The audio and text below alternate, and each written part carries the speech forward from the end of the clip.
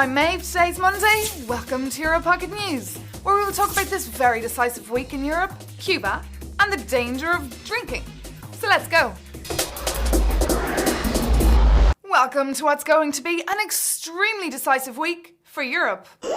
A week where we'll find out the fate of the European Constitution, whether our member states will sign the constitutional treaty or not.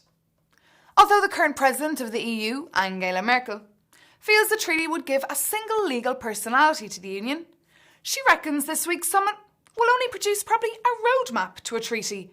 We might have, if we're lucky, by 2009.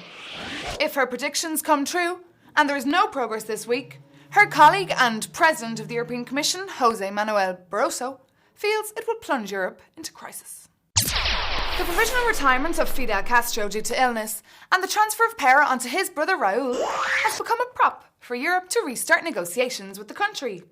So the European Union has invited a Cuban delegate to talk in Brussels about political affairs, human rights, and ways to improve the quality of life in Cuba. But EU states failed to agree to normalise ties with Cuba and would rather extend a suspension and sanctions on the communist island. Britain, Sweden and the Czech Republic are not in favour of dropping sanctions until more democratic reforms are put in place in Cuba. Russian men are risking death by guzzling the guts of aftershave and cleaning agents. Research have just informed us, and half of all deaths in working-age men in Russia are due to hazardous drinking. But the problem of heavy drinking is not just affecting Eastern Europe. Latest breaking news hints that UK teenagers are facing a sexual health crisis, fueled by alcohol, drugs and risky sexual behaviour. The Independent Advisory Group on Sexual Health and HIV has revealed that teens are managing their free time under the influence of the celebrity culture. STIs are becoming more and more common and teenage pregnancy rates. It's up to the government now to take some action to look after their teens, but not take an extreme decision, like the Iranian government passed last week, when they agreed to punish porn actors by the death penalty. To cope with the threat of Europe growing old, the Commission has just approved a plan of action.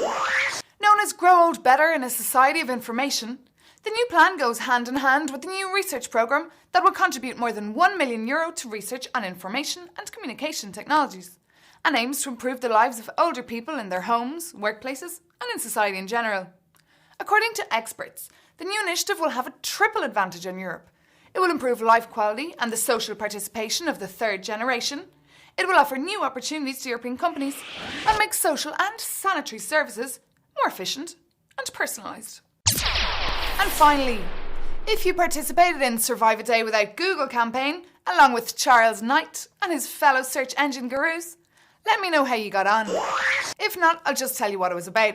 It was the idea of altsearchengines.com, where participants were asked to go one whole day without using one of the main search engines like Google, Yahoo, MSN and AOL.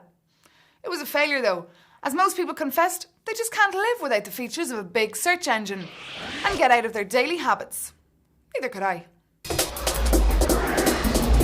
Well, that's all for today, but I'll be back tomorrow in Euro Pocket News. Bye bye.